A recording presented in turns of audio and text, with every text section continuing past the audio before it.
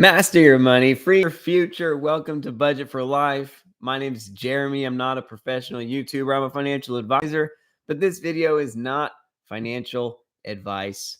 Okay. In this video, we are watching to see if we see a third consecutive day of a 13D filing by GameStop. So I made a video yesterday morning talking about Ryan Cohen's additional purchase of 500,000 shares. And a few hours later, he submitted another 13D, another purchase of another 500,000 shares. Will he make it 3 days in a row? Is this the thump that Roaring Kitty prophesied about? We're excited to find out together. That is for sure. Let me share my screen so we can watch together in case we see any new filings today after hours. In the meantime, we can just leave the ticker in the background. I mean, such a fun day. Okay, I talked about, by the way, what's up, everyone? What's up, Marvin? What's up, Grape Ape? Steven? I like the stock. Man, so fun to be a part of the story together. And I think today, what's up, British? All right. I am I feel like the content I shared in yesterday's video is almost even more validated by today's price action. And what I was talking about is generally as it relates to Cohen's comp plan. Okay, there's $3.5 million worth of cash that Cohen's interested in spending to accumulate this number of shares. 2 days ago, purchases 1/350th of the amount, right? 10 million compared to 3.5 billion. And the stock jumps 3% yesterday. And then after hours yesterday, right, he does another 1/350th, and the stock's up another 7% today. Like, it's just kind of crazy to think about. What if he does the other 348th of the 350th in terms of stock purchase? Obviously, those will be dilutive, and the ones he's done today and yesterday were not dilutive. But still, conceptually, very exciting to see such strong price movement on a percent of Cohen's net worth basis, on a percent of GameStop's float basis. Marginally quite small buys. It means that there's a lot of volatility still baked into the underlying. And obviously, the back half of 2025 was dreadful. It put us all to sleep, if you even could sleep, right? It just wasn't that fun from a price action perspective. But seeing the way the stocks responded to just a little bit of bullish activity on a technicals basis, I think it's really validating as far as what could come in the next few minutes, but also in the next few days, in the next few weeks, and obviously this year as a whole. Very exciting to see. Let me keep this open so that I don't forget about it. There it is. There it is. 12% on the warrants. So fun to see. And yeah, Michael Burry also kind of flexing. We'll see what he does, but very excited. Obviously, Roaring Kitty has not reappeared in just, I think, a year today, or a year yesterday was the anniversary. So super exciting there. What's up, John, today? I mean, it would be so fun if he does. Chris Fauch is representing item 4. So yeah, I haven't specifically covered this. Oh, this is Atal. Yeah, so Atal also made a second purchase yesterday, which is super fun. He's like the rest of us. Just do what Cohen does, right? Not a bad strategy. So Ryan Cohen in this 13D, the one that we haven't yet covered. So his ownership is now up to 9.3 instead of 9.2. he purchased with personal funds and or whether that's cash or through margin loans, another 500. Now, still the same number of warrants. Item 4, amended to add the following. The reporting person believes it's essential for the chief executive officer of any public company to purchase shares in the open market with his or her own personal funds in order to further strengthen alignment with stockholders. The reporting person believes that any chief executive officer who fails to do so should be fired. This is such a strong statement, and it makes me think about Roaring Kitty, one of his memes saying like, "This isn't a comeback, this is a reckoning," or something along those lines. Like the whole reckoning with Wall Street is something that I feel like Ryan Cohen deeply ends with. Like as far as the I don't know, the Cohen haters out there talk about how he's done nothing for the stock. He just dilutes everything. All he cares about is the balance sheet of GameStop, even if it's at the expense of all the shareholders. And I feel like deep down, Ryan Cohen is still highly interested in more or less raising the middle finger to Wall Street. He's been he doesn't make many statements, and almost every single statement he makes, he finds a way to come against the status quo in corporate America, which is basically saying it's me versus the world, right? You're not making any friends when you do this as Cohen. So excited to see. So there's the 500,000 shares and the cost basis that he got on them. And that is very exciting. Man, it's 259. Boom. Oh, that's a little flash crash. Okay, so do we see anything or no? I feel like we're going to see it first on the ticker if he does actually post something. Great Bet says, why no buy-in from Nat Turner? That is the $1 million question, By the way, thank you to the 66 of you guys that are in here. I appreciate it. We've got 6 likes, so I'm batting 100 right now, which is not impressive, but it's okay. I'm happy that I'm not here alone. Seeing if there's any new filings.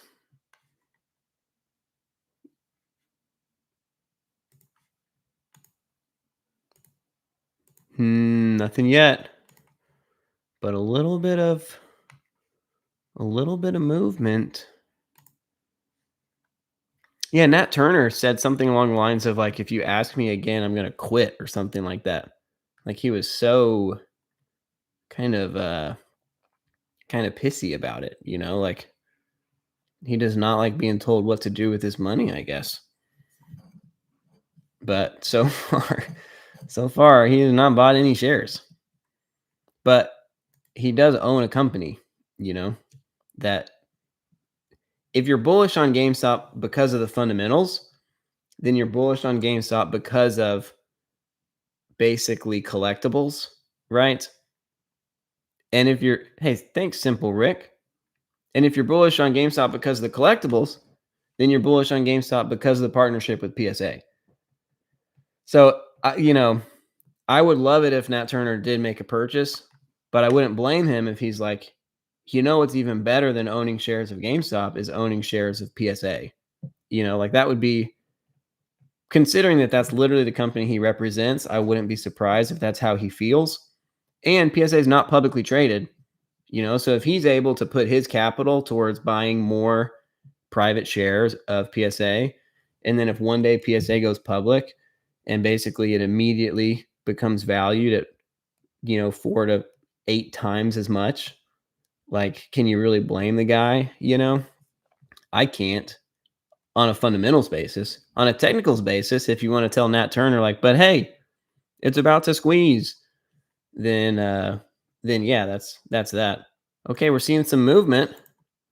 Did we get another filing? I don't see another filing.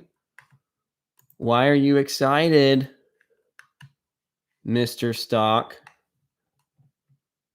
By the way, I saw this. Y'all probably saw this too. When Ryan Cohen released that second purchase, it was the first time he's made multiple purchases in a calendar year since 2020. I haven't fact checked this, but that is crazy. Crazy. Benji says, I'm so happy to see another 13D. Not yet, though, right? I mean, happy to see two of them, but there's not a third one yet. At least not that I saw. Swag says, good evening to the only financial advisor consistently dropping dimes. Thank you for continuing your good work. Chris Fouch says he bought. Okay, well, let's go. Well, how come mine doesn't say so? Right? What am I missing? Another one.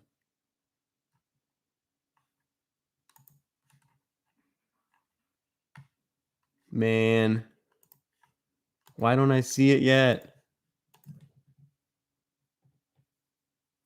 Why don't I see it yet? It's probably there. Filing updated on SEC website. Marvin the Martian said that he told his buddy about my channel, and his buddy said that I'm the only person he liked listening to on GME. I appreciate it. I'm not, just so y'all know, I'm not on a mission to be the all-knowing, like, I don't want to tell y'all, don't listen to anyone but me. You know, like, that's not, if you want to listen to more people, then that's fine. And I encourage everyone to do some due diligence on ensuring that the people they're listening to, like, why do you listen to them? Like, do they have some insight? Do you trust them? If you don't trust them, then make sure to listen to them in a much more cautious way, you know, but whatever. But I'm not trying to be like the all-seeing, all-knowing GameStop prophet, but I am trying to give due diligence to the fundamentals. It looks like we're not going to see a 13D, another one today. Looks like it.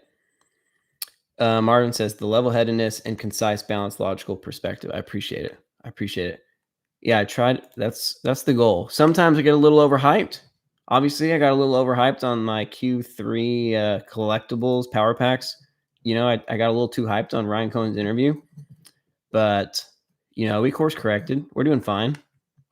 Definitely not trying to make false promises. So probably not another filing, but tomorrow is Friday, which is interesting from a gamma ramp perspective. You know, Max Payne, whatever. Max Payne is 21 for tomorrow. So even without another filing, like this is pretty spicy stock activity as far as what it could mean for tomorrow, and then obviously the next week settling tomorrow. But I'm thinking we're probably not going to see it. If we see it, I guess the stock will probably react. But if not, then that's all good because we got some things to talk about. But his first double purchase, every other year, Ryan Cohen's purchase has been the only purchase he made for that whole year. So, I mean, just, I don't know how to express how interesting that is to me, how significant that seems to me for him to do back-to-back days and then for the stock to react the way that it did. and for us to be coming up on the 5-year sneeze anniversary. Right, next week we'll be there. The close of next week will be the 5-year end of week close, like, I mean, you guys know, but I'm just saying it's pretty crazy. And because of today's move, the Budget for Life Infinity Pool is crushing, right? 7% up, made $130, and they're locked away for good. It's just a pretty great feeling. In a little bit here, I want to talk about PowerPack's valuation because I haven't talked about that yet. But before that, I just kind of wanted to hang a little bit, just see if we see any drop the next few minutes, talk about the stock, answer any questions y'all might have, talk about the channel a little bit. I haven't done a live in a minute. So, by the way, how does the audio sound? I'm using the mic, I don't know if it sounds any better. I know YouTube lives, they come across choppy sometimes, but just want to appreciate you guys for being along for the ride. Marvin says audio is solid. Thank you for that. Benji says, I'm pretty sure we'll see a dip after a week or two if the price does not close tomorrow closer to max pain. You mean if it does, right? Or if it doesn't? You think it'll spike tomorrow way above max pain and then dip after that? I don't know. From as far as the stock goes, there's always been a good chance that we would see some volatility post the 5-year mark. Often we saw, the past couple years, we saw the volatility in November, December. But when November and December dumped, to me, it seemed more plausible that, okay, if we're not going to see the holiday rally, then maybe the kind of swap theory, whatever, as it relates to whatever's been rolled as far as short positions, that January might be significant.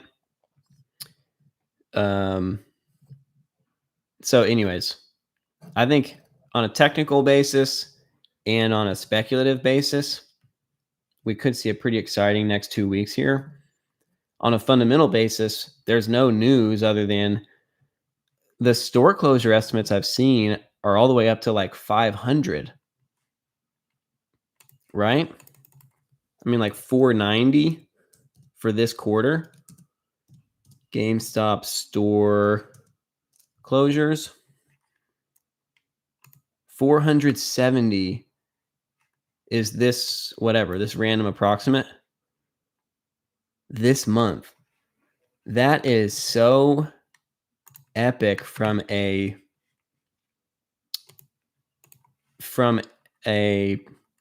operational efficiency perspective. Like, they were already down to 2,100 stores. Like, if they're going to get close to 1,600, right, cutting half their stores in 1 year, they started the year at 3,200. I mean, we're not going to know this number until they report at the end of March. So it's still 2 months away. All the fundamental stuff, we're not going to get an update for at least 2 months. And what will we get an update on? In 2 months, we're going to get an update on the store count. We're going to get an update, obviously, on Switch 2 holiday sales, as well as Graded Cards holiday sales. We're probably not going to get an update on Power Packs. It's probably not going to be large enough to reach materiality, although I'll be able to map that out in coming videos to kind of discuss if it is. We also might get an update on France. Has France sold in January? And if so, how much did GameStop make in other income or have to write off? But that's pretty much it right? Lego Pokemon doesn't really hit until Q2, right? February through April. There's no other new consoles or anything. There's no new Q2, I think, is when we might start to see power packs. Or sorry, Q1, I should say, is when all those things hit. Q4, as far as a year-over-year impact perspective goes, you're looking at 80 million in operating income 1 year ago in Q4. So how much of an improvement does GameStop make there will be a huge thing that people are looking for. Bitcoin, some people have been asking me in the comments about Bitcoin. If Bitcoin ends where it currently is, which right now it's at 89K, like it's something like $100,000 loss ish if GameStop has not bought any more. It's been here so low the whole quarter. I think they probably have bought a little more, but unless it ends higher, it's not going to matter if they bought more because it's still just as low as it has been. Right? Like it hasn't appreciated during Q4, but it has 10 more days to where it could. I think GameStop probably did buy a little bit more Bitcoin this quarter, but we'll see. But we'll find out about their Bitcoin position. As far as how that affects the valuation of the company, it's really a non-factor because GameStop is right now, their cash is just valued at cash. They're not being given a premium on their cash. They're not being given a multiple on their cash. They're getting a cash valuation or a net cash valuation, right? And then after net cash, you see here's what the business is. And here's how we value the business, right? So this is where we're at right now. After net cash, right now, GameStop's at a $4.3 billion enterprise value. Their trailing 12-month operating income. Oh, sorry. This is where we are right now. 4.6 enterprise value, a 177 trailing 12-month operating income, a current PE of 26, or if you look at US and Australia only the revenue and the expenses and the profit from their ongoing operation. Right now, they are down to a 19.75 PE. So that PE is not affected by Bitcoin gain or loss. The Bitcoin gain or loss simply affects the net income number, right down here. But the PE ratio is not based on this net income number. The PE ratio is based on the operating income number. And net income, all that affects is really your sustainability, but a lot of people look at free cash flow for that. The cash position will come down based on however much Bitcoin comes down, but that's already happened, right? That update's real time. So, okay, if their Bitcoin cash position or their Bitcoin value of 519, well, what if that's only 400 or 319? Okay, well, that's 200 million in cash value that will be lost. But that cash value quarter over quarter will probably still grow based on the cash generated from their business, right, during Q4 sales. So even the Bitcoin loss, it doesn't affect their PE ratio. So it doesn't affect their enterprise value. All it affects is their cash value. But their cash value itself is probably still going to be higher because of the interest that they're earning on their other $8 billion in cash, plus the profits that they're making from their operation, right? November and December, the holidays. So it's really a non-factor in terms of quarterly numbers, like what does Bitcoin do? But, and same on the upside. If Bitcoin's at 200K a coin, right now, the way GameStop's valued, that doesn't affect the way people don't start giving GameStop a higher valuation based on that, other than, oh, 500 million in Bitcoin is now worth 1 billion in Bitcoin. So that means their net cash position, or their liquid net worth, is 500 million higher. 500 million, well, they have 447 million shares, so that's $1 a share, right? If Bitcoin doubles, then GameStop hypothetically should be at 24 instead of 23. Like, it's not a huge deal. If Bitcoin goes down 20% from 110 to 88, well, okay, then that means they've lost $100 million worth of Bitcoin value. Well, they have 450 million shares, so they've lost about 20 cents per share. So like, the impact of Bitcoin is so little compared to the impact of the business, right? If the business executes well, the business is going to move the needle from an operating income perspective much higher than a 20 cent per share type of rate. Anyways, I'm kind of rambling on Bitcoin.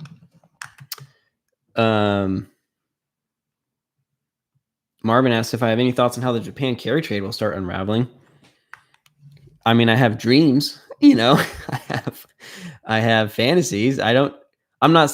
Fantasy sounds like I'm saying I don't believe in the carry trade. I think the carry trade's substantial, but how it will start unraveling is basically a melt up on, how it starts is margin calls, right? If the unrealized losses become too great to where financial institutions are forced to lower that number. If they lower that number, they have to close positions. What are their positions in general? In general, their positions are long Dow, long tech, long AI, and short GameStop. So, if you try to fix that number, you're either selling the market, which GameStop has a negative beta, so then GameStop's going up, or you're closing your GameStop shorts, which is then going to make GameStop go up. And if you do both, then you go double up, like Mario, right? Super Mario N64. You get the what? Wahoo! You know what I mean? On one hand, you got the whoop. On the other hand, you got the what. You put them together, you got the whoop, what, wahoo! That's what I'm talking about. Y'all know what I'm talking about. Y'all were there. So that's how it will happen. When it will happen, thanks, Marvin. When it will happen is the real question.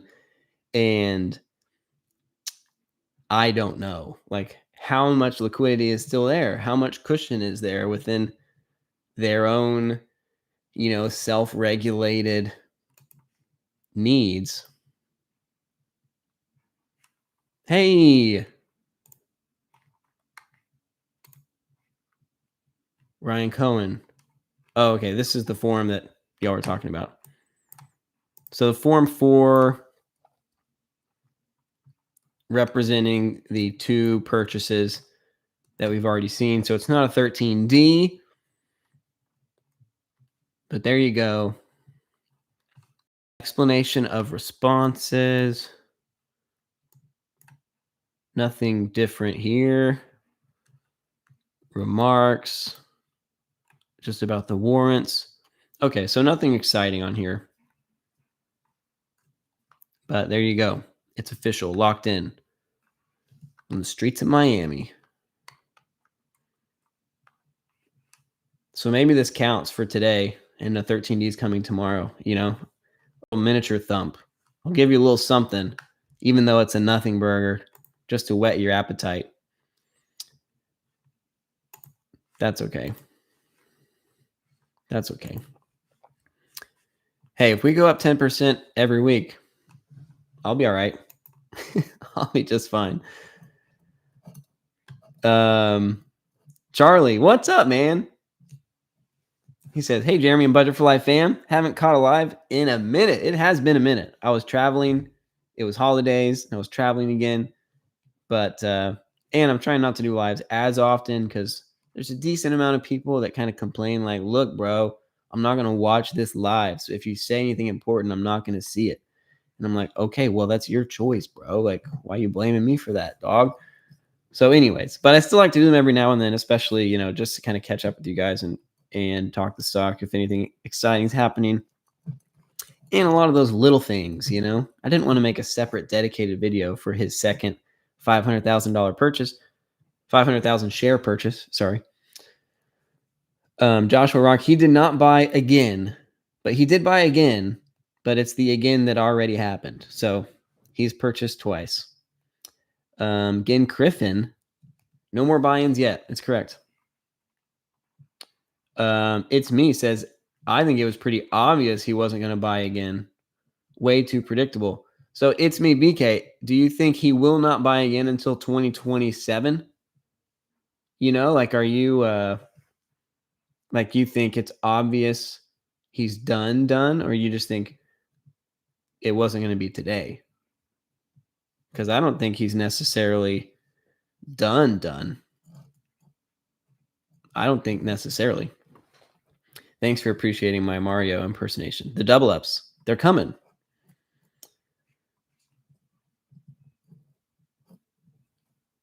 It's true. You can watch the live after the fact, but a lot of people, if they're not there for the live, they don't want to. So it is what it is. And, it is a little bit more of a long-winded video form. So I'm going to get into some Power Packs valuations, but some people don't want to sift through all the comments to get there.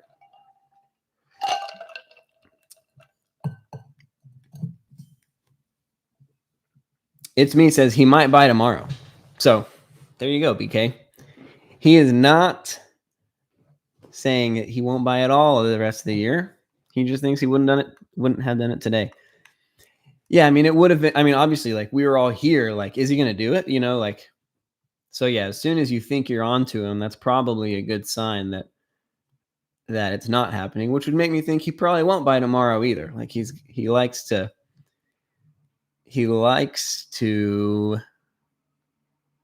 surprise. He doesn't like to telegraph what he's going to do in general. So I would think if he buys again soon, it would be next week, maybe on Thursday or Friday. Like, I do think he might genuinely be interested in the Gamma, and the 5-year technical. Like, I think he might still be interested in causing some movement, at least in part because of this comp plan. It's kind of you could call it a bearish angle, or you could call it just a realist.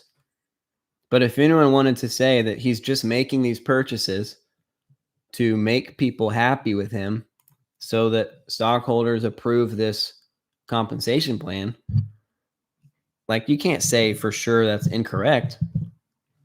But the thing is, most voters, if they were going to vote against him, don't care about his purchases from a fundamental perspective. They just care about the stock price. Like, the haters of Cohen hate that for 5 years, the stock has traded sideways. That is the complaint, right? Like Sparky Spark Sparkles up here. He says 5 years and waiting, right? So if you were Ryan Cohen, and if you were anyway nervous that this would not be approved, the way that you could win over Sparky Spark Sparkles and the others that are your haters is to just go ahead and just make one of these little pops happen. Like, obviously he can't literally control it, but like, show the stock some love to ensure that you get the bag that you are looking for, even though you don't immediately benefit from those market cap hurdles because you wouldn't have already achieved the EBITDA hurdles.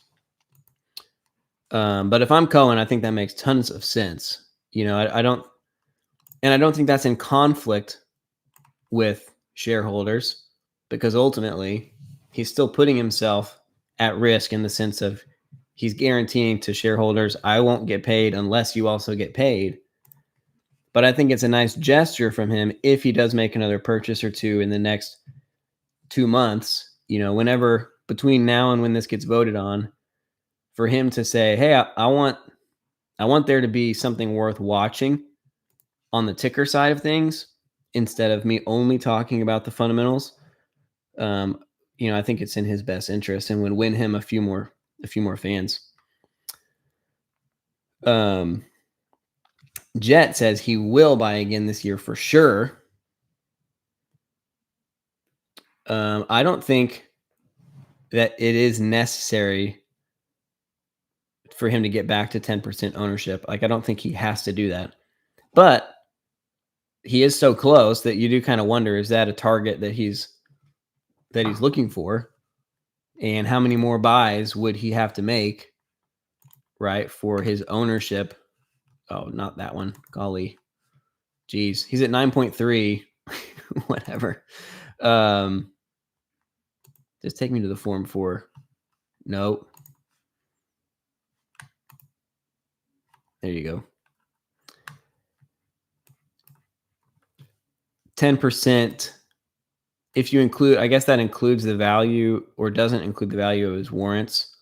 So he'd have to get about 6 million more shares, So does he do them all in 500K chunks? If so, does that mean that 12 to 15 more of these are coming so that he can eclipse that 10% threshold? I mean, that would be fun. If we have 10 plus more of those forms, I think that would just be super bullish and would still only be $100 million of additional capital invested by him. So like, it's not like he can't afford to do that. And I think for him to split that up into smaller purchases, like if he made one purchase of 100 million, I don't think it would cause nearly the impact on the stock as him making 15 purchases of 8 million, or 12 purchases or 10 purchases of 10, like I think him splitting it up like this adds some level of kind of technical volatility and bullishness. So anyways, I don't think he has to do that, but that'd be cool if he does do that. Dennis says the margin of safety combined with the growth potential of GME is truly unreal. It is. That's a video I'm going to make quite soon, actually. It's quite soon on the docket to help illustrate more clearly, like, here's the upside, best case. Here's the ups, like basically price targets on a fundamental basis still, but like everything goes right. And then kind of the next tier down would be everything goes right with the retailer, but the asset management side is not particularly explosive, and then something down where it's like everything is good, it's fine, it's nothing crazy but solid. And then what if they fail to execute well on the retail side?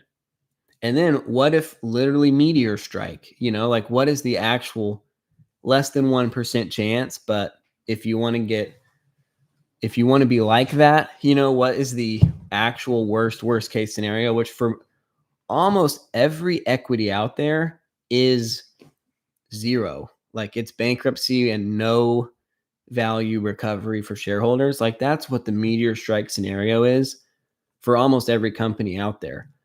But even in the meteor strike scenario, GameStop's floor is much higher than that, which is a testament to not only how much cash they have, but also how low their market cap is.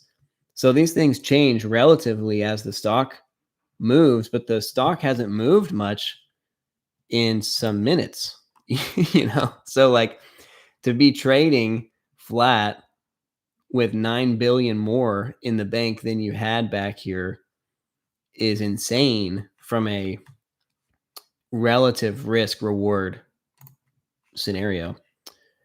So anyways, I'm excited to dive into it and have it update live so that anyone on my spreadsheet would be able to see, like, basically what are the kind of thresholds within GameStop that you're thinking about, and what portions of your GameStop holding are you dedicating to what outcomes? Are you bullish on collectibles, or are you bullish on the asset management, or are you bullish on both? Or are you bullish on video games? Or are you bullish on M&A, right? On power packs, like I'm going to try to help you make your own decisions with a little bit more information and have it update live so that you can always know, like, oh, well, that's what it was when GameStop was at 23 a share and when they had 9 billion in the bank. But what if in a year they're at 50 a share and they've got 13 billion in the bank? Then how does that impact the way that you're thinking about your position? And anyways, I'm excited to build that out because I want to for me anyways, but I'm happy to share it with the community. Joshua says, if we believe he won't buy tomorrow, he might buy tomorrow because it's no longer what we're expecting. It's a great point. Jet says, I think he obviously has big plans to deploy capital into something that'll be a huge moneymaker, hence the buy confidence and pay package. Yeah, he's not going to sit on that cash forever. That's for sure.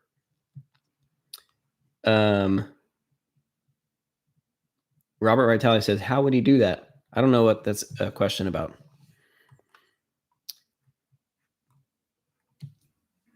Benji says, RC may be trying to illustrate how illiquid the stock is right now. Yeah, I mean,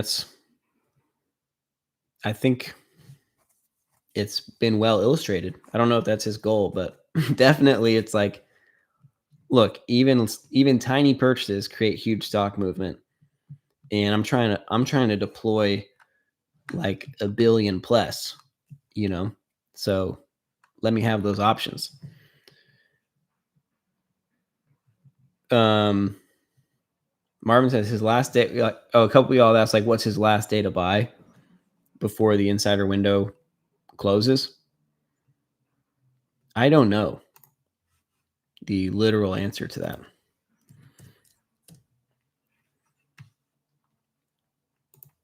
John Chester said, did RC just file another file with the stock purchase? No, I double checked just because of that question, but he filed a Form 4 confirming the purchases that he filed in the previous two 13Ds. In the previous two.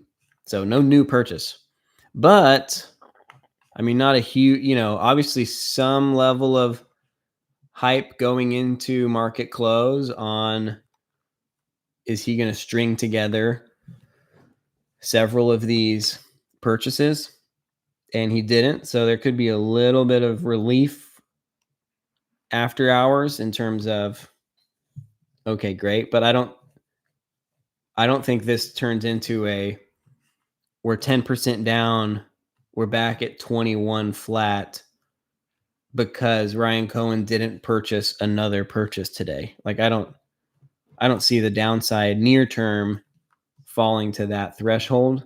I think it's just letting a little bit of the hype and steam out. That's my take on the current after hours activity, but everyone knows after hours are kind of scam hours anyway, so I wouldn't read too much into it if I were you. A couple people talking about AMC. Yeah, AMC, if you want to play AMC, it's just a technical play and you are a gambler. Just so you know. I mean, everyone should never invest any money they're not willing to lose, but you should definitely not invest in AMC if you're not willing to lose that money. There's no fundamental case there, in my opinion.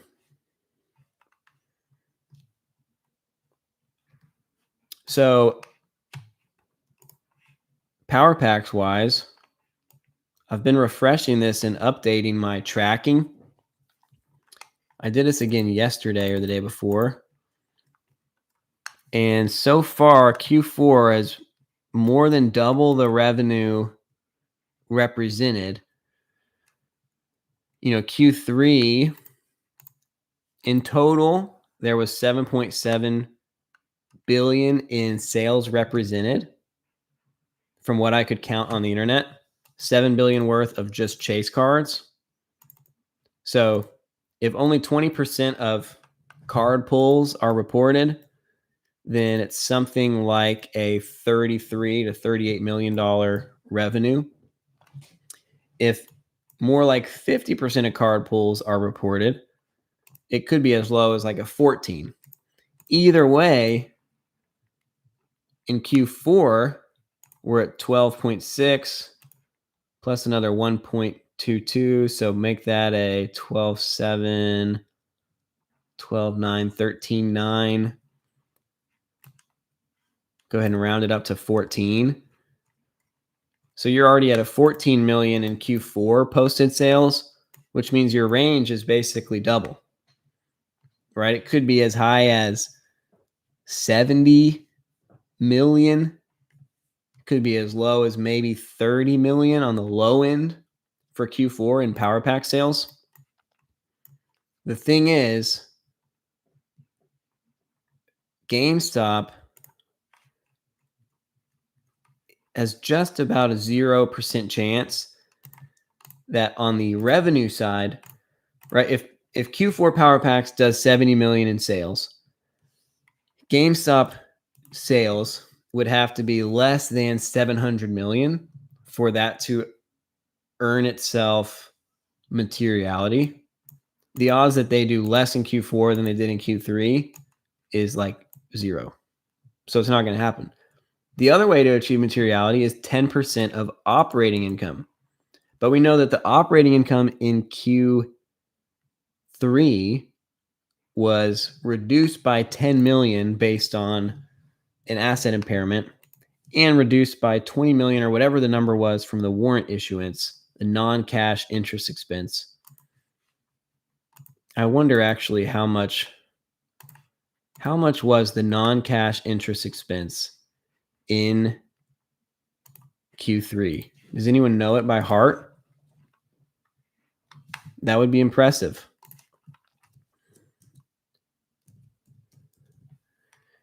Interest. 42.2 million was distributed. Okay, yeah. 42.2 million. Golly.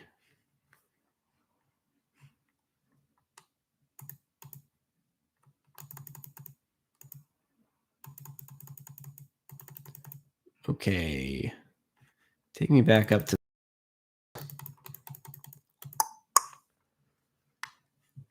So this operating income included the $42 million. Is it 42.2? Warrants issued to convertible note holders. There's the net income. Okay, there's the cash flows. That's actually crazy. That related. Non-recurring interest. Anyways.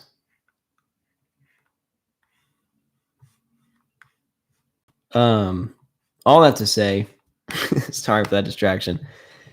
The operating income was genuinely 41.3. It was only the $10.7 million that lowered that. So this would have been 52 million in operating income.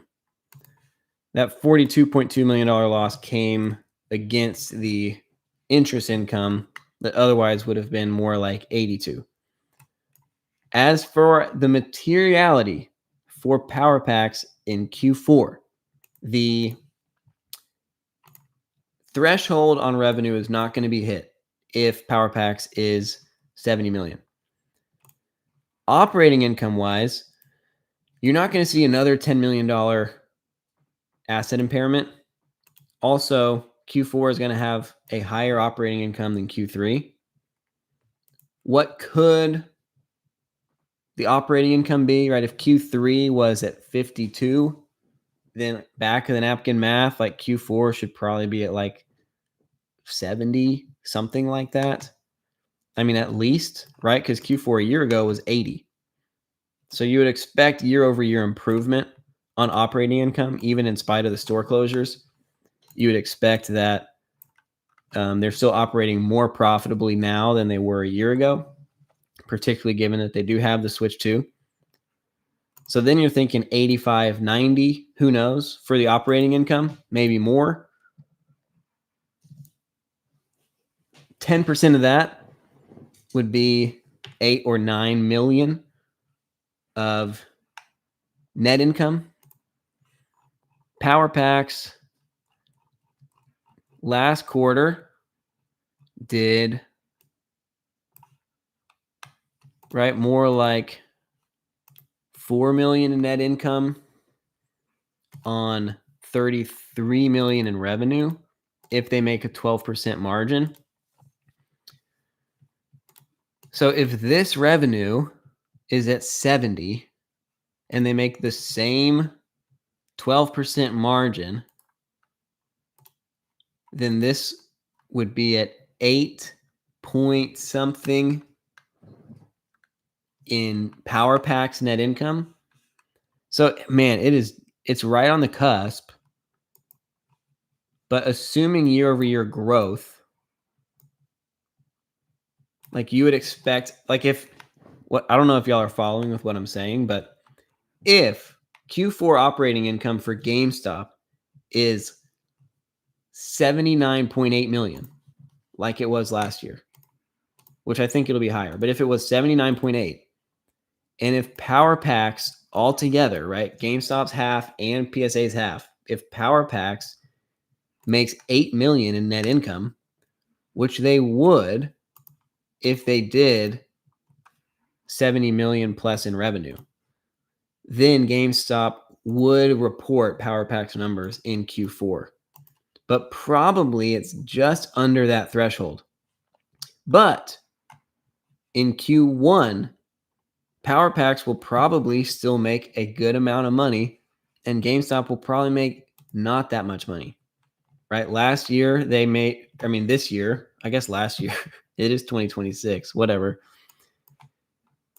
They had an operating loss, negative 10.8 million. So when this Q1 gets reported, right, in 2026, it'll be June 2026 when we get new Q1 numbers.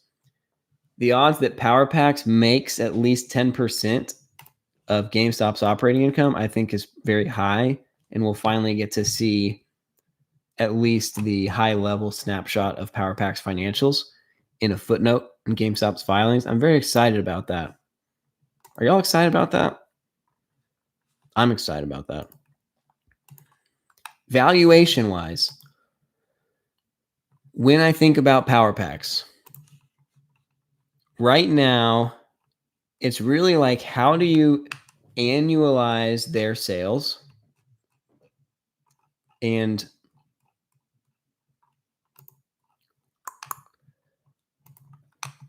if their sales in Q3 were something like 30 million, and in Q4, it's looking like they're going to make double what they made in Q3, what do you extrapolate from an annualized perspective? I think it's very unlikely that they've reached their ceiling because they just started. On the other hand, I think it's very likely that they received a little bit of additional hype for having just started, combined with holiday sales. So I don't think 70 million per quarter is like the floor of Power Packs revenue. But I don't think 30 million per quarter on average is an accurate, like is the most likely scenario either. I think it's probably higher than 30 million a quarter in revenue. But I don't think you can just say like, oh, well, if they're going to do 70 this quarter, then it's at least 70 a quarter. That's $300 million in revenue a year. Like, I don't think you can quite make that jump. And GameStop owns probably just 50% of the company. So it's a super important factor to discuss. By the way, Olgan says last day to trade is the 30th of January.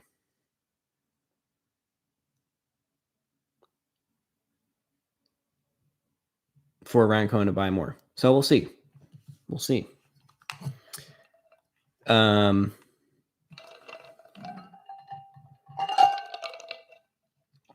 He also says, all we know is the stock will be way above the strike price in a couple years. Everything else is noise and only matters to short-term traders gambling on timing the volatility. Yeah, I'm not trading this activity from the past couple days. I'm just buying and holding everything. And the activity is just kind of fun. I kind of like the activity.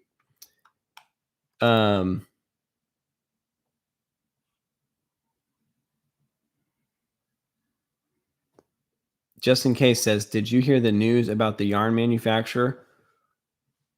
AKA, are you talking about Berkshire? With a 1.04 trillion market cap? Are you talking about Berkshire? I don't know why.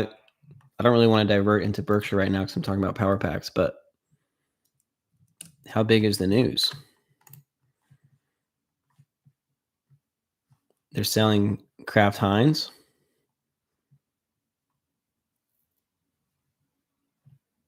Is that the news? That's cool, I guess. Yeah, it turns out unhealthy food was not the play. Turns out, eventually, Americans were going to get educated, whether through the internet revolution or the AI revolution. Someone was going to tell us that we should probably eat food. Someone was going to tell us. March 24th is what Zamorakzi says earnings is going to be. So back to power packs. How do you value it? I am, oops, not that one.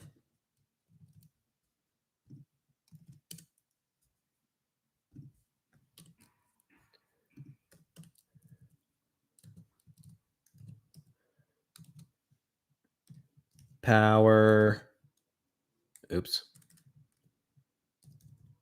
Let's think together, guys. I want to hear y'all's thoughts on this. SG&A, we don't care about because it's not included in GameStop's SG&A. It's off balance sheet, but GameStop owns it. What's it doing from a sales perspective?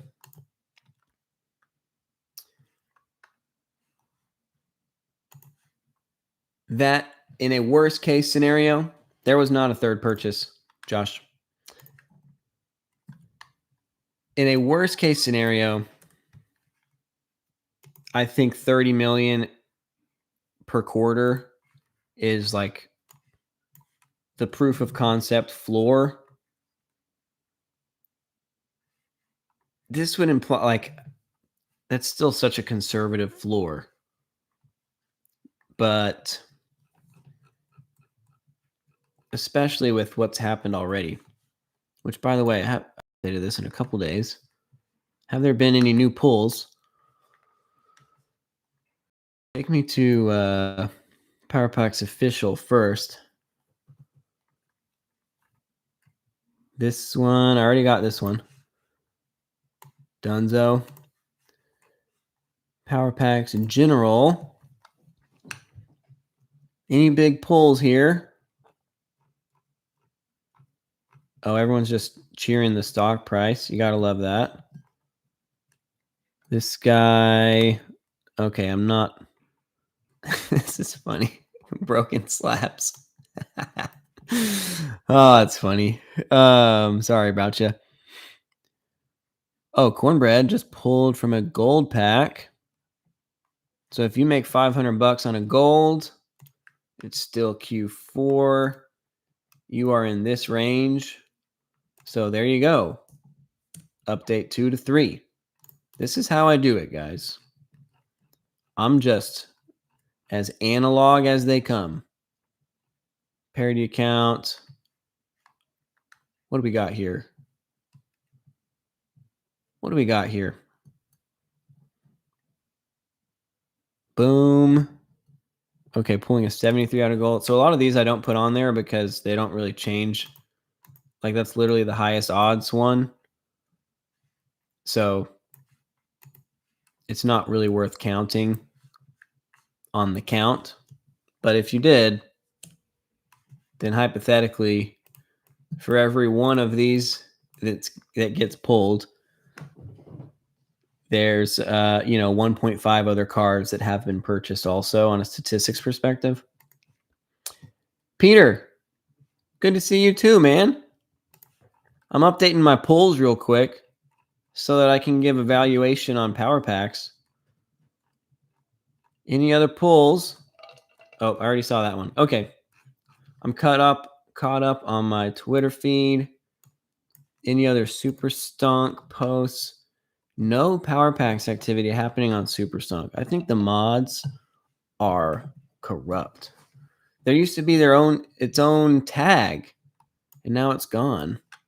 Anyways, okay, so that's where we are.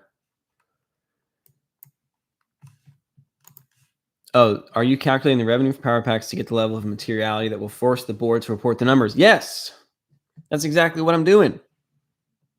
And my estimates show that narrowly it won't cross the materiality threshold on a revenue or income basis in Q4, which is reported in the end of March, but that I think comfortably, at least on the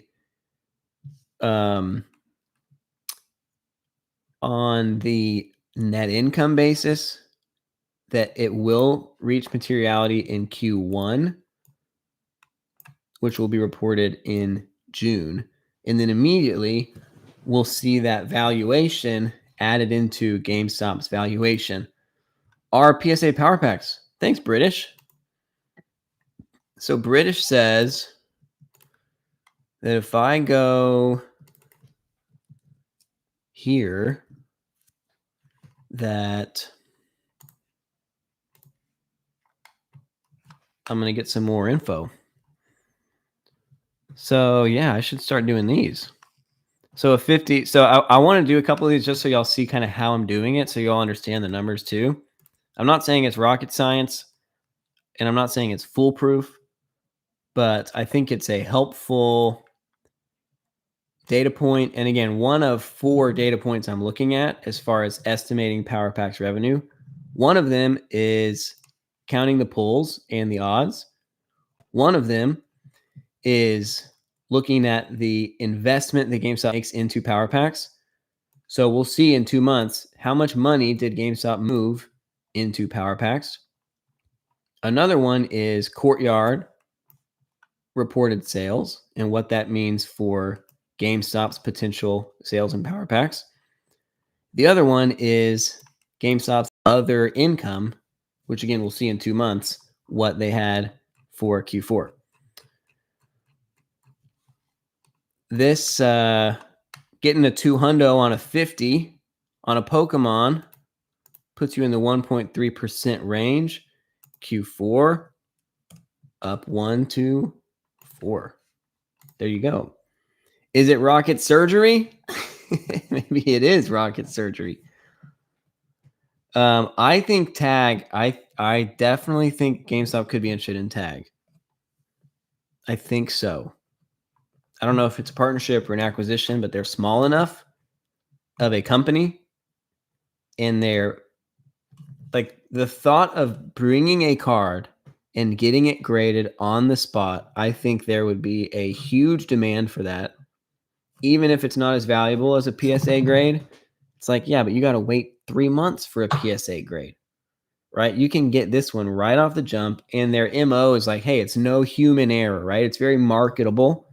Now there could still be robot errors, but for tag to be able to say like, look, no one's bias is going to see like, oh, this package comes from GameStop. It's probably not as good or whatever, right? Like it's impartial to you as a person or your packaging. It's just going to give you a grade right then, and it's in a case for you right then.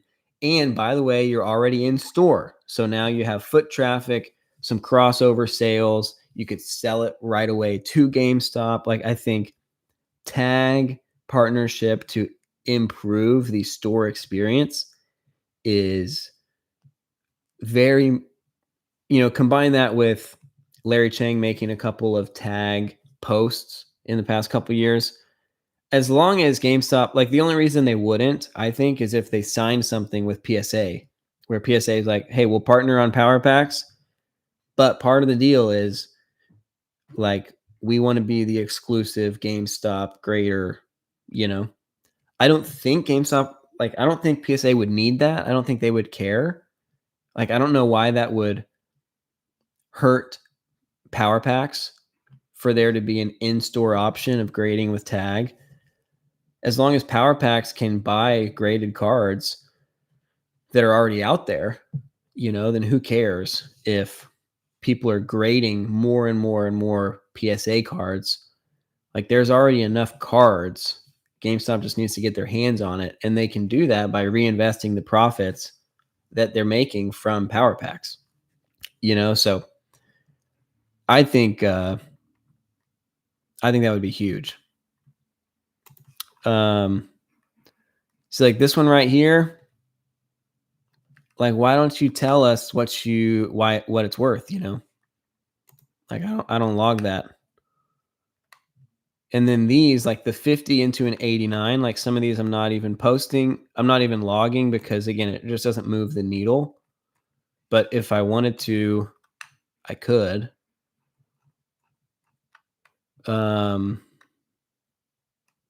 This one isn't even from the Power Packs dashboard, and it doesn't confirm what he spent on it. So I'm not logging that. That's the same broken slab person, which I think is hilarious. Okay, is this legit? Is that legit?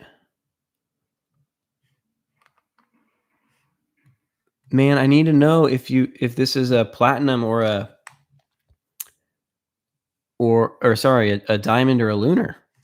Is there any guys, do you guys know from seeing this picture, is there any way for me to know if this was a lunar purchase or a diamond purchase? Because it doesn't show the gain on it, right? This is rocket surgery over here, British. Like, there's no way for me to know.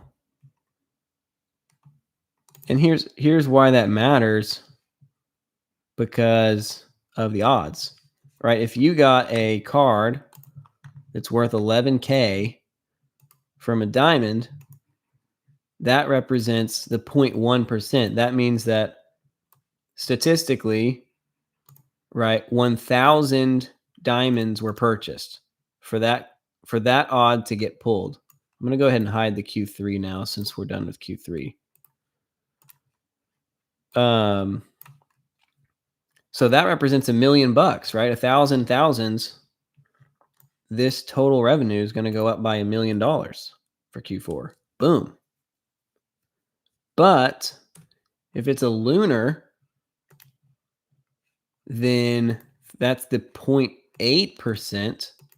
Is that better or worse? If this goes up by one, because the lunars cost 2,500. Okay, it's worse for sure.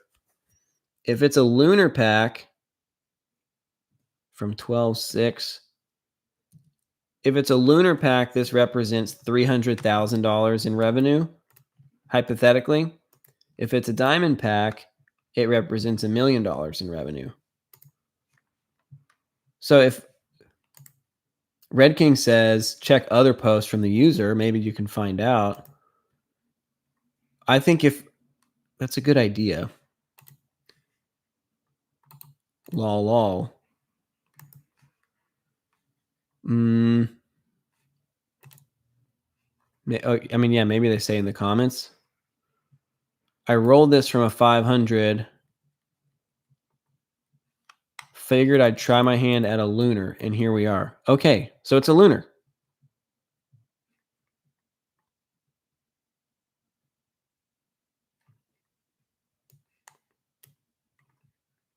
Okay. I was going to say, just in case said when in doubt, go with lower. That's what, like, if I wasn't doing this live with you, like, that's what I would do. Like, if I can't find it in the comments or from the post history, like, I would just say go with the one that's the lower odds so that this count method could still be a conservative estimate. Let me hide Q3 for football as well. Oops.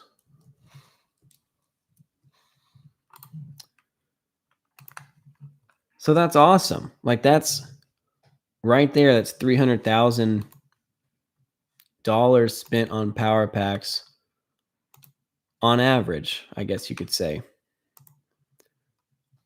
This guy, like, how do I even give opinions when you don't tell me what it's worth? I don't know. Like, I just don't. Like, these are popping off. I got to be on this sub. I'm literally going to do this for the whole Q4.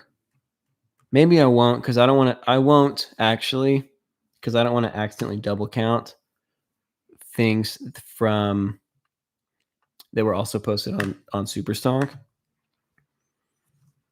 But like 100 gold into 250, boom. That is in the 3% range for the Pokemons. For the Pokemons. British said, sorry, Jeremy, I accidentally gave you a resource to lose your hours into. I will lose my hours. I just thought about, this isn't really that related, but me thinking about spending all these hours in here and being proud of it made me think about SpongeBob saying, I'm ugly and I'm proud.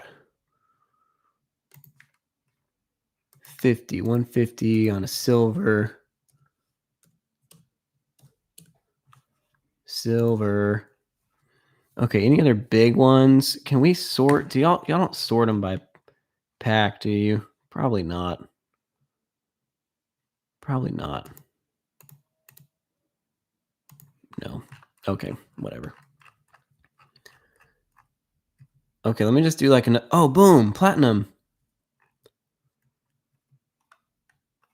500 into a 32 on Pokemon Platinum. That is a 1%. Boom, that's another $100,000 represented right there, dog. 100 into 6 on the Pokemon. Boom. It's another 10 grand represented right there. 100 into 4. Another 10 grand. You see how fun this is? You see the problem with my life, guys?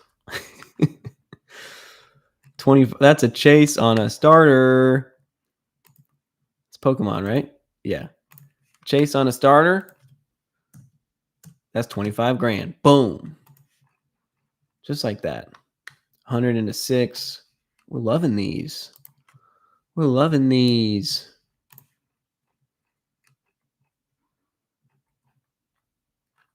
What else we got?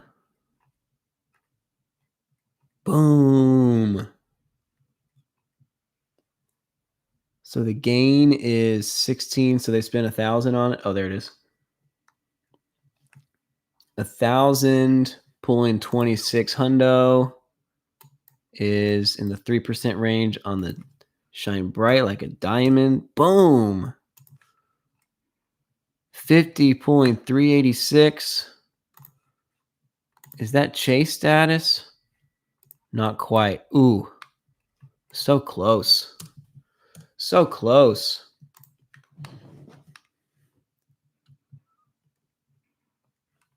Magic spreadsheet man doing what he does best. All right. All right, I got to stop, but let's just try to find one more needle mover, 325 on a 50. Oh man, there's so many pulls in here. So many pulls. Hey, thanks, Art G. First time attending live. I'm glad you're here. Hey, this one's 762. How much did you spend on this? Platinum? Okay, not super exciting, but still, you made money. Way to go. We'll go ahead and count it on there. But we can't end on that. We got to end on a banger. Boom! Let's go. Let's go. Hey, good night, British. He bought this from a Pokemon.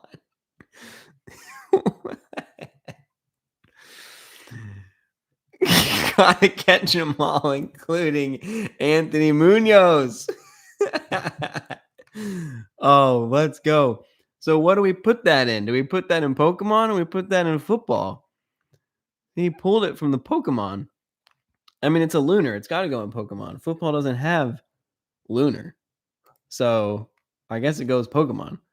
10K, that's the 0.8% range. 6. Booyah. Let's go. Anartist Claddy. How do I say that? Okay, I'll stop doing these pulls. Oh, that one was so fun, though. Guys, together we have already identified almost $1 million more in revenue.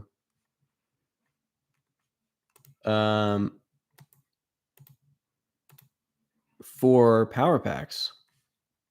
It's just very fulfilling, Very fulfilling. Boom! Let's go. Artistic lady. Oh, and artistic lady. Thanks. Artistic lady, I'm trying to estimate Q4. I'm trying to estimate Power Packs revenue so that I can value the Power Packs operation.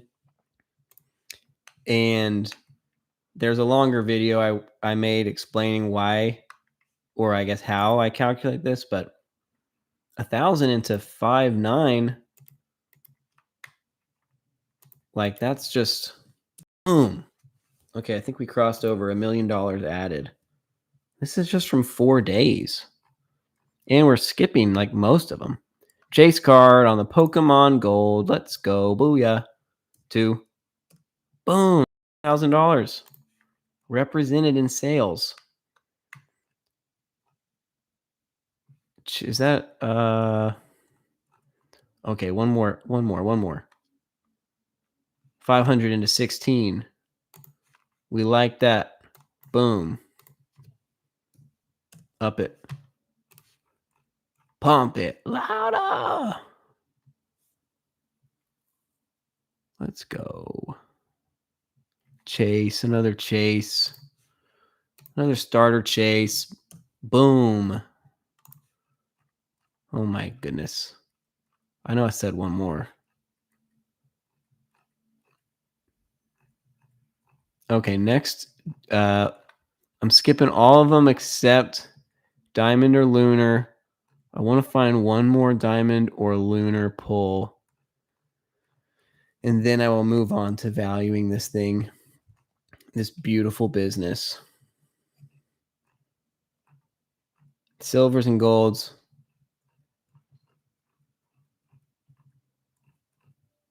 If you add this up, this is still some nice money that we're leaving on the table. But for time's sake, probably best that I don't. Nice. Boom. Let's go. Let's go. Let's go, Shining Tyranitar. Yes. Yes, sir. Yes, sir. 25 into 14. That puts you in the 0.8. Boom. Another lunar. Boom. Up to 14 mil in revenue. Let's go. All right. So let's value this thing for real. What's the floor annual revenue for Power Packs? This is in millions. So 1,000 would be 1 billion in revenue. That's not the floor for sure. The floor, I mean, this was actually quite a helpful exercise that we just did together because this is from the past 7 days, right? This is not holiday sales, right? We're past the holidays. There's a platinum. Okay. Okay, we'll log it real quick. We'll log your platinum into 2,500. Boom. So I'm glad we took that time. One, so you can see how I'm doing this, but also as it relates to valuing it, what's the floor, right? Like Power Packs, just in the past 7 days, just from what's been posted, has done at least 1.5 million in revenue, right? Just from what's been posted, just from in the last, oh, sorry, not all of this is from the last, yeah. 1.5 million of this 14 was added just from looking at the past 7 days on this one Reddit thread, right? And I skipped a lot of them. It's probably another, I don't know, $500,000 worth that I skipped. Here's a diamond for a 5.8. Geez, this is so addicting because it feels like I'm helping the company. Like it feels like the company actually made more because I put that number on that spreadsheet. But the truth is, it's not because of me, guys. Although I have bought some of these addicting Power Packs. 25 hundo. I need to start getting on these Pokemon ones. I wasted mine on starter football. Anyways, so 2 million in the past week, basically, just from what's been posted. This is crazy. It might actually reach materiality in Q4. It's going to be neck and neck, depending on how much they crush. They might end up with so much in operating profit from their business that it doesn't. You'd think they'd be able to make sure that it doesn't if they don't want it to yet. Boom. Boom. I think I might have seen this one online already, so I'm not going to log that one. Okay. So what's the floor? 2 million a week. It's hard to call that the floor, but what would that be? If this is 2 million, that's 100 million a year, and that's just from what's been posted. January, you got to figure is close to the floor as far as what people are spending. What percent of pulls are posted? That's what it kind of gets into. Do you think 50% of pulls? I think that's conservative, that 50% are posted, which would mean there's at least 4 million that's been spent in the past week, which means 400 million in a year. I mean, that's like pretty awesome. It's pretty awesome.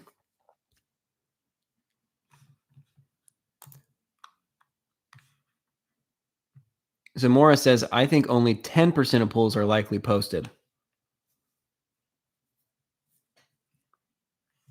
Which, yeah, I mean, that we'll get to the upside here in a sec. But on the worst case, like, it's hard to imagine, like, what happens fundamentally that would totally like flatline or curtail or decrease the demand for power packs.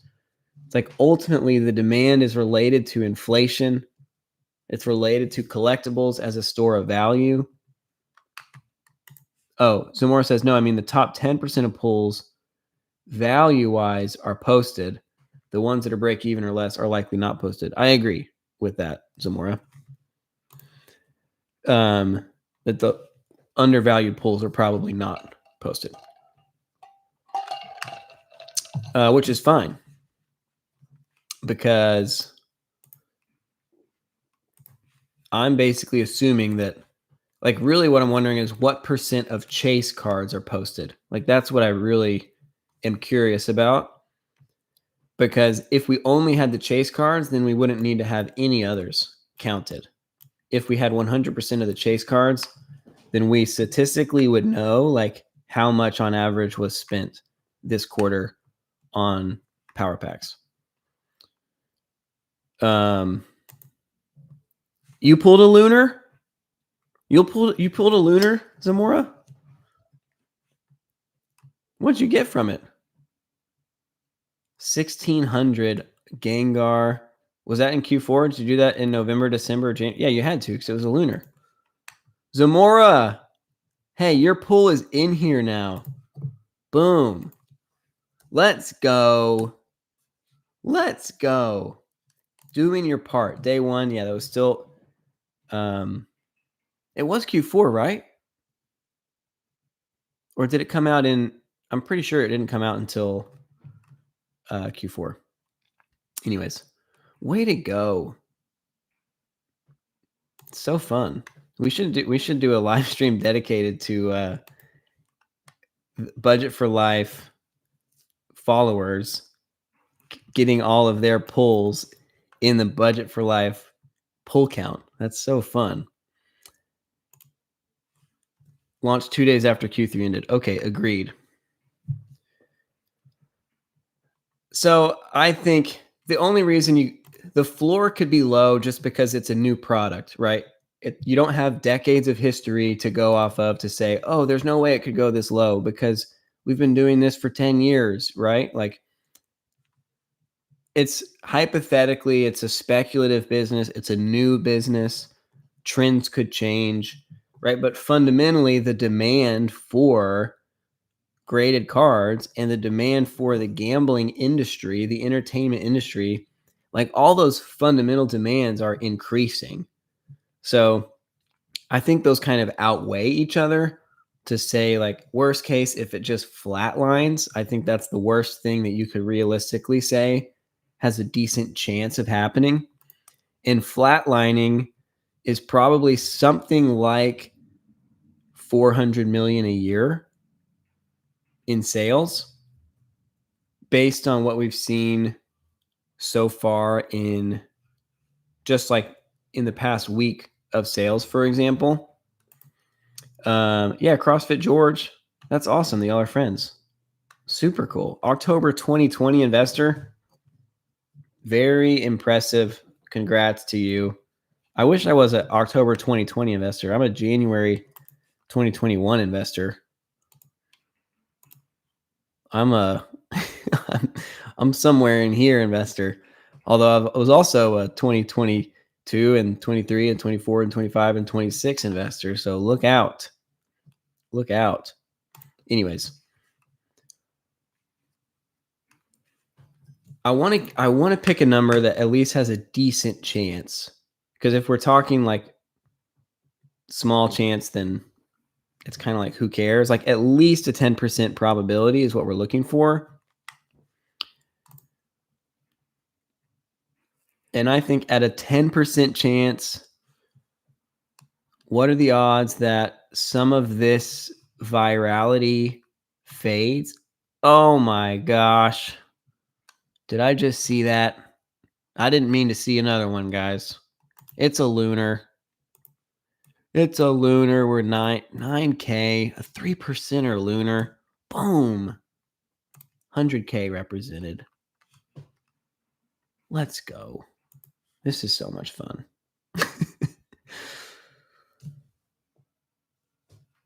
Like, I don't want my floor to be too high to where I'm just obviously being hyper bullish. So I'm gonna go with 400 million, which is basically saying that the rate that it sold this week, January 2026. Sorry, I got confused because it's January 22nd, but January, whatever, 18th through the 22nd, if half of the pools are being posted, which I think is very conservative, right? I don't think 100% of chases are getting posted. I don't think that. I think the most you could assume is that 1 out of 2 are posting. If 1 out of 2 chase cards are getting posted from this past week, and if January, right, just the third month, but post holiday sales, like if you were to annualize that rate, you had a $400 million annual sales rate for power packs. That to me feels like a meaningful floor. Maybe I'll even put it at a 20%. I'll put it at a 15% chance.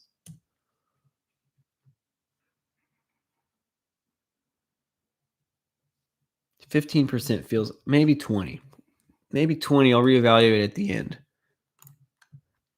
What are the margins in the worst case on power packs? Worst case is 10%. There's no way it's less, in my opinion. So what is the income on that?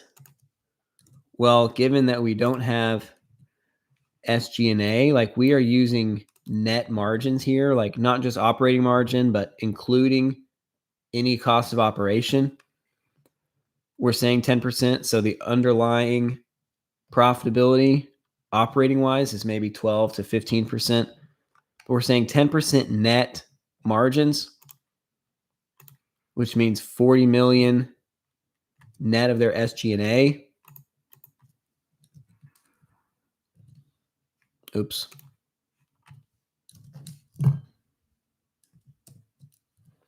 Another way we could say this is like, okay, what do we think their SG&A is? Maybe it's 5 million. Like how many people do you really have to pay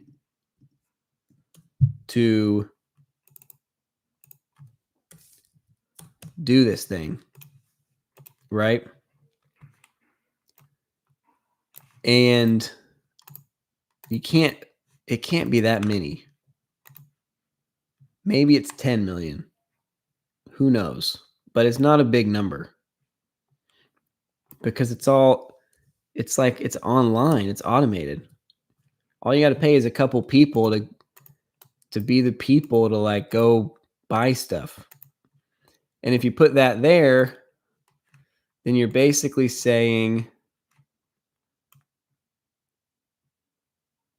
that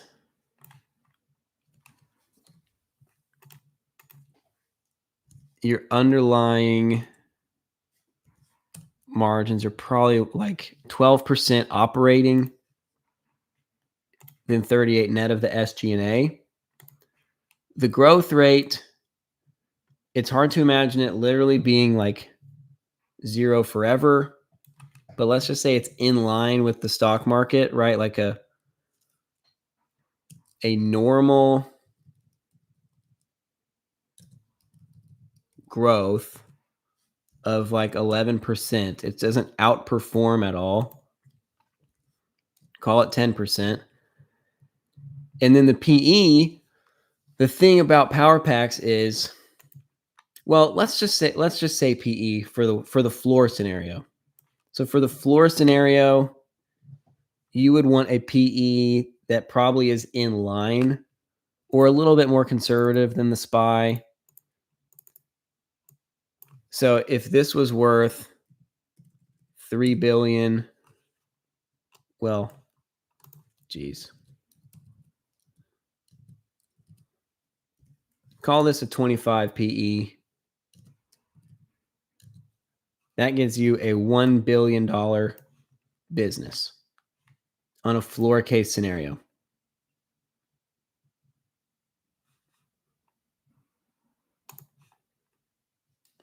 Worst case, Power Packs is $1 billion business. That seems pretty reasonable. Honestly, not crazy. Then what? Right? What's the fair case for Power Packs? It's so speculative that it's so hard to say, like, what its ceiling, like, what is fair. There's such a wide range of how you could value this business because it's so brand new. But if it's just like how much growth does it continue to grow, because it's growing so stinking fast, right? What is it on pace to do right now? Like, it's just hard to say. But if this past week is representative of where it's at right now, and instead of 50% of cards being posted, let's say only 33% of cards are posted, then that 2.5 million in sales times 3. What am I doing?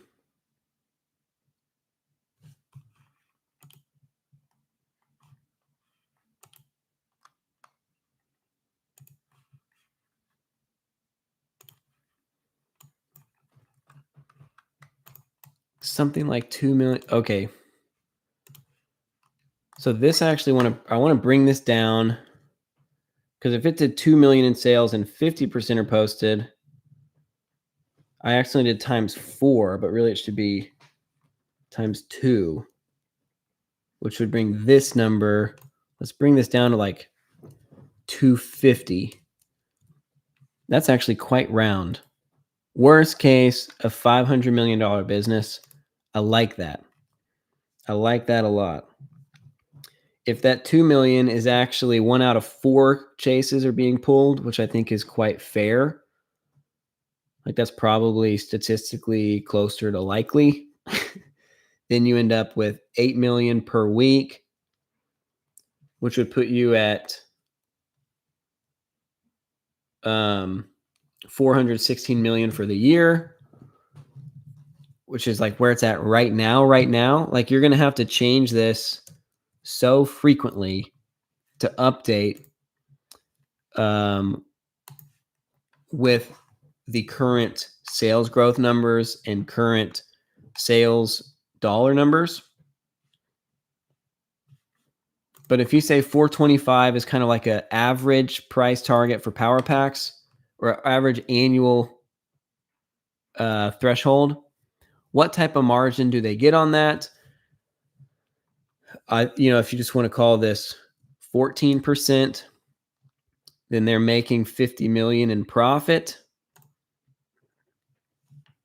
That 40% growth for 5 years, I think, is fine. You're basically just carrying over the same type of growth as you're seeing on the collectibles business as a whole.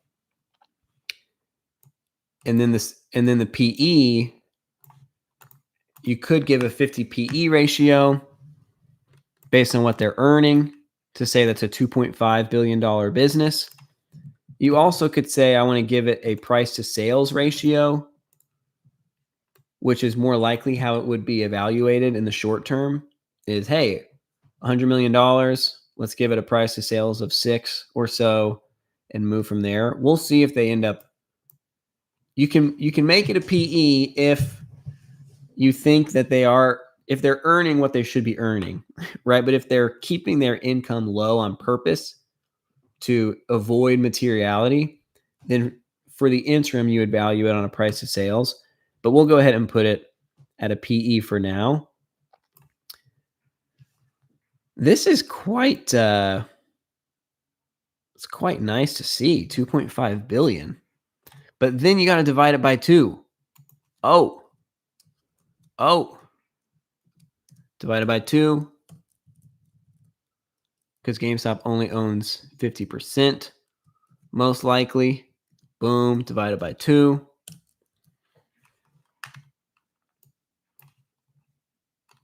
The fly case. Okay, so what are the odds of this? I mean, let's go ahead and call it like 70%. How much is left? Let's call it 60%. What's a 20% chance upside on power packs? I mean, it all comes down to the growth, which, I think in year 1, if only 1 out of 10 chases are being pulled instead of 1 out of 5, then you end up with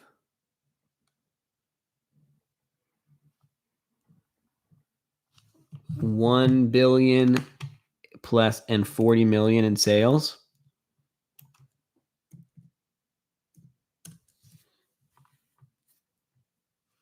I mean, there's just no way they do $1 billion, though.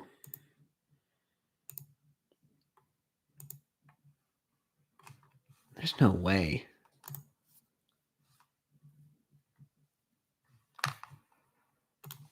I mean, there is a way.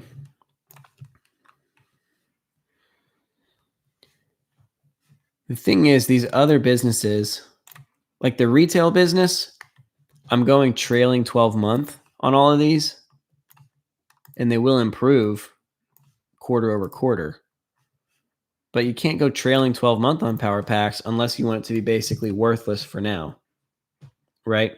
Because on a trailing 12-month basis, they haven't done anything that we know of, right? It's all speculation.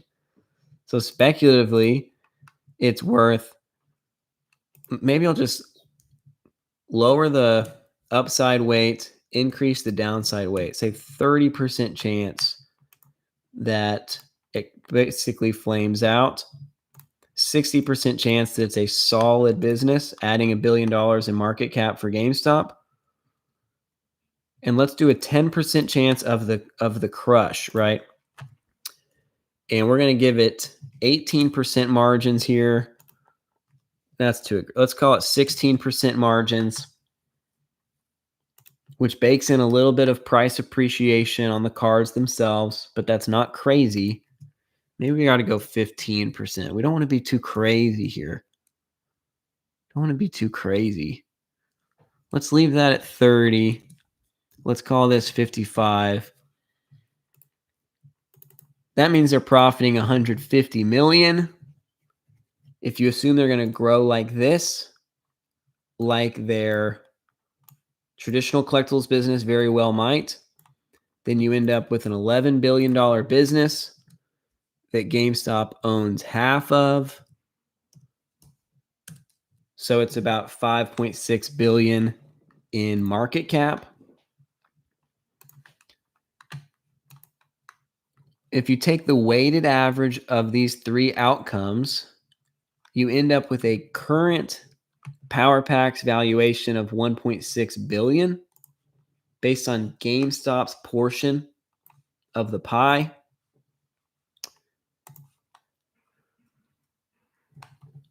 Which basically implies that the upside, even though the odds are a little lower, are meaningfully higher than the downside risk.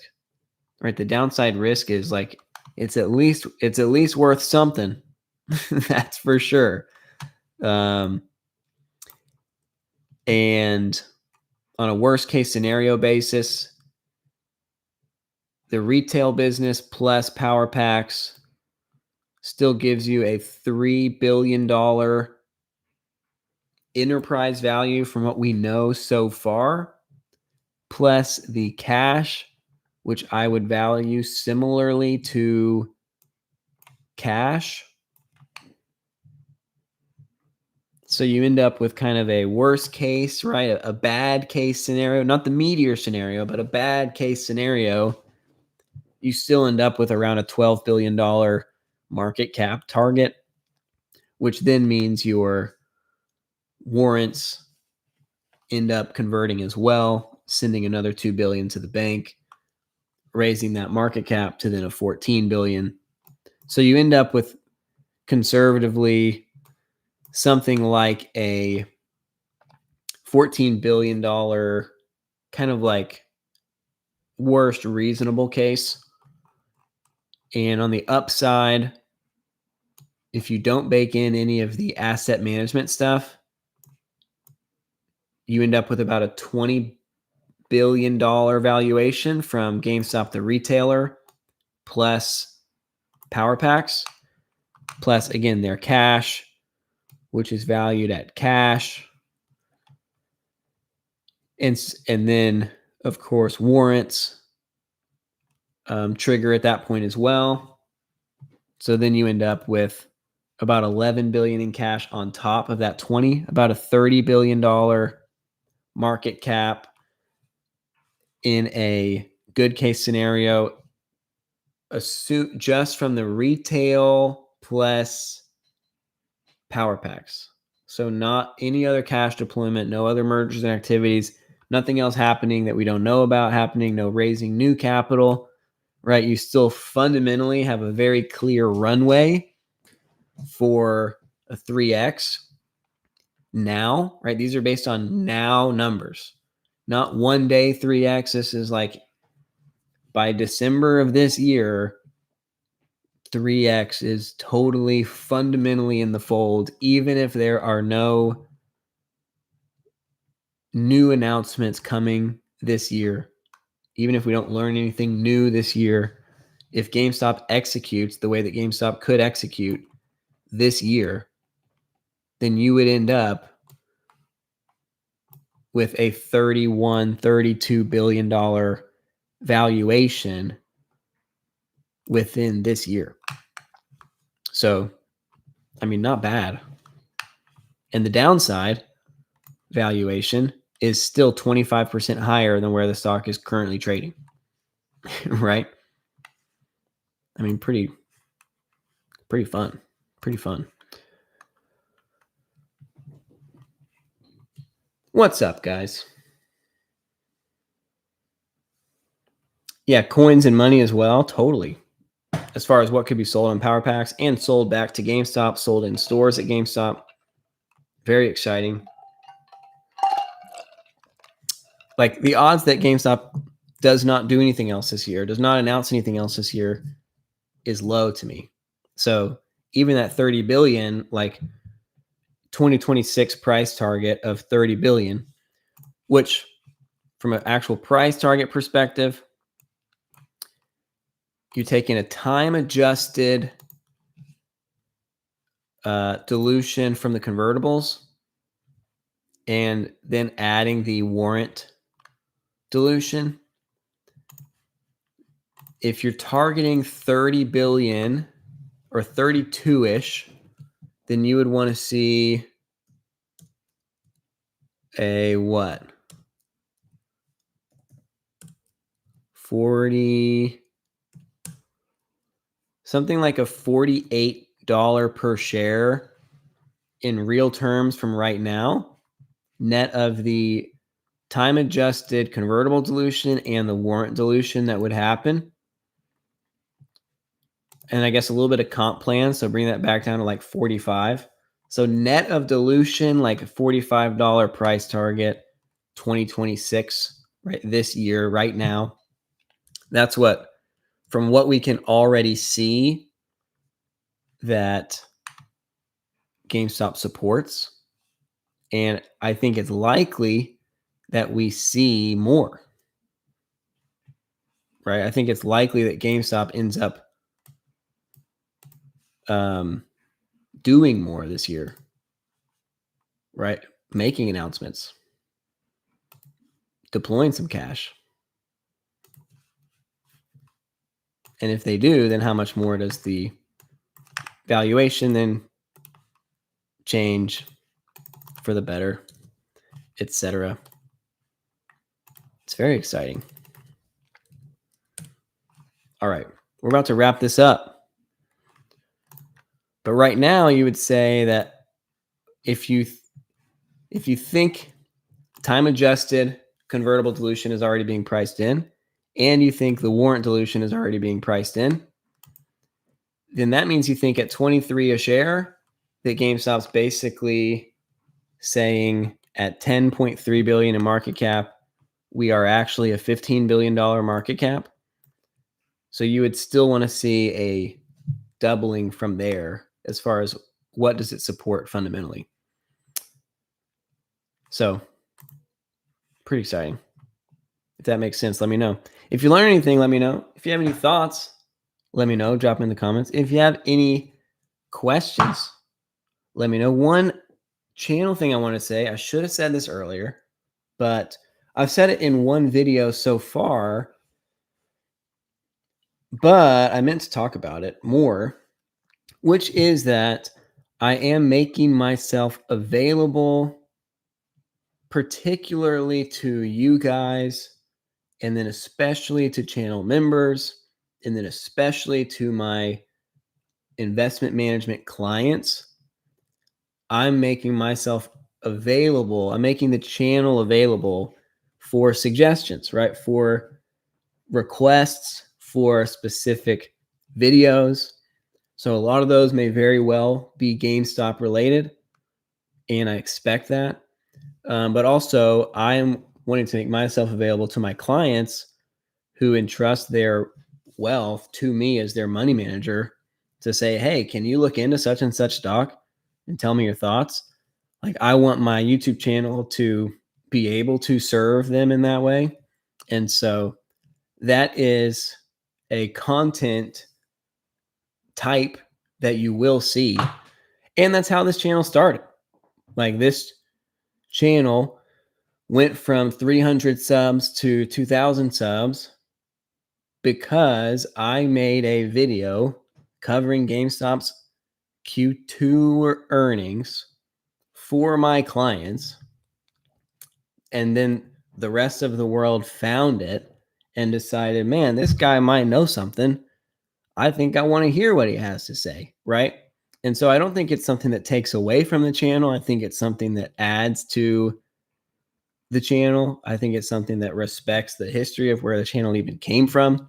And I just want you guys to know, if you see me make a video on is such and such company a buy, it's not me trying to like trick GameStop shareholders to like sell GameStop or something like that. It's really me making myself available to you guys to say, hey, if there's anything you want me to talk about, feel free to let me know. And especially if you're a channel member or client, like especially if someone's literally paying me to be their financial advisor, like it just feels right. It feels courteous and respectful for me to say, hey, if there's something you want me to look into, I want to be able to do that for you. So anyways, that's like something that I think I will do some this year and something I enjoy. I used to also make content on like personal finance. I used to also make content on like kind of like Bible finance. I don't like think I'm going to be making a bunch of that stuff on the channel. Like, again, I'm not really trying to like get away from GameStop as the bread and butter. I'm not trying to like diversify the channel. I'm not diversifying my own assets, like I'm still concentrated 100% into GME stock and warrants. So it's not like, I don't know, like some people might think look, he's shilling for these other companies now, or look, he's sold out, like personally, I am very, very, very bullish on GameStop. And also, if I am bullish on GameStop, I want to know what I'm saying no to, because there's opportunity cost, right? And I want to be able to evaluate companies and not just be so like, I don't want to have my blinders on to reality. I don't want to become a channel that's just speculative, hopium, and only looking for the good, only looking for confirmation bias, only looking for how do we know that GameStop's going to 2,000 a share tomorrow?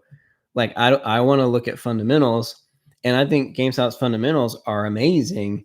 And I think if I compare more and more companies over time, I'm not going to blitz you with 1,000 different companies in a row and never talk about GameStop. That's not my goal. But if GameStop's fundamentals are as good as I think they are, then evaluating other companies' fundamentals should highlight just how good GameStop's fundamentals are. So, anyways, if anyone has thoughts about that, feel free to drop them in the comments to come.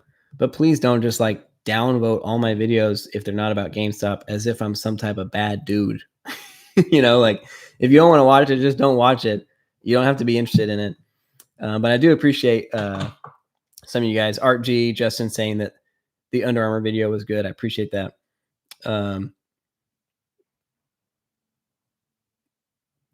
But yeah, this is really letting you guys know those videos are coming, but also letting you guys know, like, hey, if there are other companies you want me to cover, I'm not going to become an analyst of those companies on a full-time basis, but I'm at least willing to consider making a video on it. And then if there's stuff within GameStop you want me to cover, like questions related to that, like, hey, can you, whatever.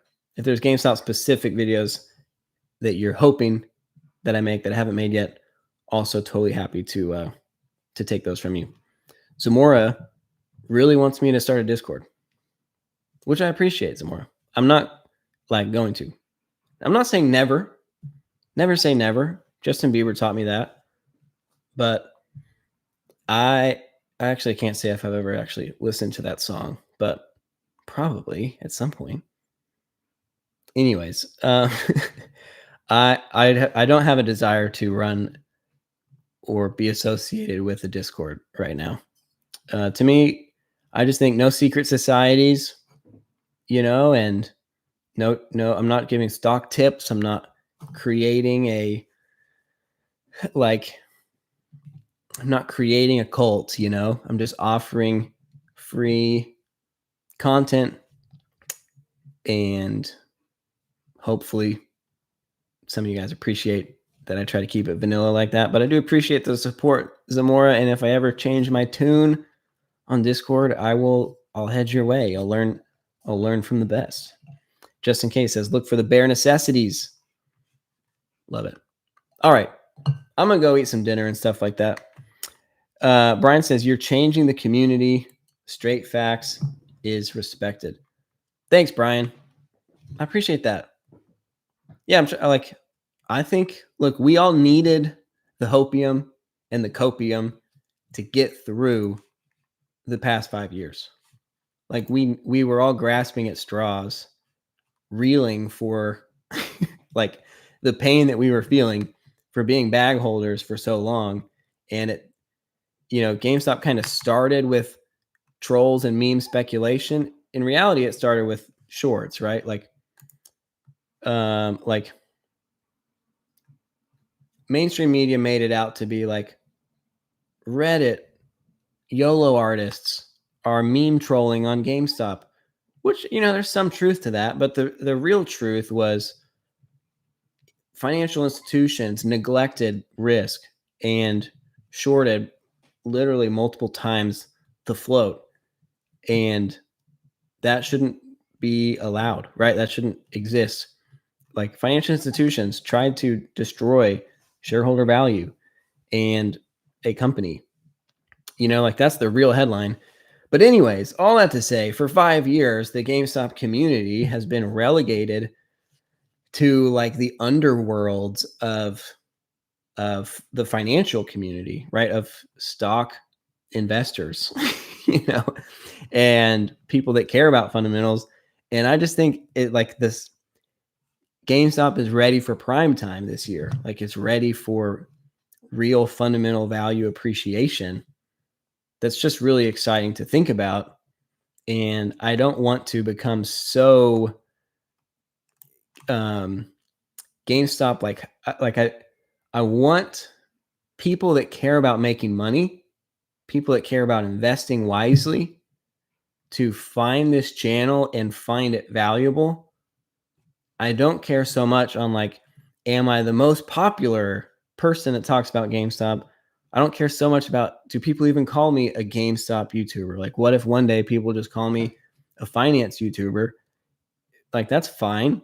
Like, I'm not trying to abandon GameStop. Like I said, it's all my net worth is tied into GameStop. It's a part of my life story at this point. I might as well get a tattoo on my left butt cheek. Like, seriously, it's scarred me already, whether I like it or not. Some of the YOLO bets that I mistimed as it relates to the ticker. But I just think, man, what an exciting year ahead for GameStop. And I think if you guys will show grace and allow the channel to illustrate comprehensively just how valuable GameStop is, I think it'll be better for the stock, because I think it'll bring more people into the stock to say, oh, wow, this guy talks about companies and he thinks GameStop's the best. Like, what? Like, and 100% of the earnings of the channel are still going to DRS Book GME shares. So, like, whatever. If that Under Armour video for some reason blew up, which I would never expect that to happen. Again, for me, the point's not to blow up the channel. The point's to help serve my clients, serve people that are paying me, to say, hey, if you want to put my analytical brain on something, let me know. You're welcome to put in a request, right? But if I do that and something goes viral, then, like, great. That person that loves Under Armour is actually just funding DRS Book GME shares. So I appreciate it, anyways, Brian, welcome to the fans, man. Welcome. Super pumped to have you as a channel member, a fan of the channel. It means a lot. Thank you, bro. Man, I'm always so bad at these. How do you do these? I feel like I can do them normal when I'm looking at it from my side, but then from your side, it makes my heart look kind of fat. Anyways. Agreed. Justin, meme is used as a disparaging word in media. I don't think, like, GameStop, the meme stock, I think it's time for the big leagues. Forget GameStop, the meme stock. But deep down, like, the meme reckoning is coming, like the memes, the memes contain the prophecies that have been foretold and will be fulfilled, right? And all the degens that bought on January 29th of 2021, myself included, are coming in a reckoning, right? The comeback is coming, so it's not a meme stock, but I just think to focus on that at this point is selling GameStop short. And I think ultimately the squeeze will squeeze higher if we let the company tell its story rather than only the stock telling the story, if that makes sense. And the company story makes more and more, it becomes clearer and clearer the more that you contrast that with the stories of other companies as well. So hopefully everyone benefits from it. Just so y'all know, I'm not abandoning GameStop. I'm not, like, trying to distract from GameStop, and wanted to make sure to clarify that. If any of that's unclear, though, feel free to let me know.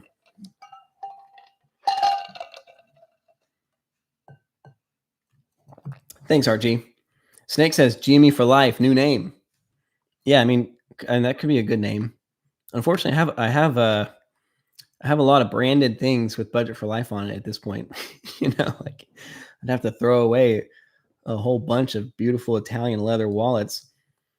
And again, like, GME for life, maybe that will be the tattoo I get one day, but for the channel, I think coming across as impartial is important. I think it adds value rather than just being quote unquote a GameStop channel. Then someone that's not interested in the stock already would discredit the value of my analysis. RG says, as GME continues to improve, more and more folks will see the value in your videos and assessments. I appreciate it, Art, and I appreciate it. I agree. I meant to say I appreciate it and I agree, but then I said I appreciate it and I appreciate it, which is also true. That's why I said it the first time. All right, guys. I'm going to go spend time with my kids. No 13, not another one, but a sneaky little Form 4. So maybe he's done for now.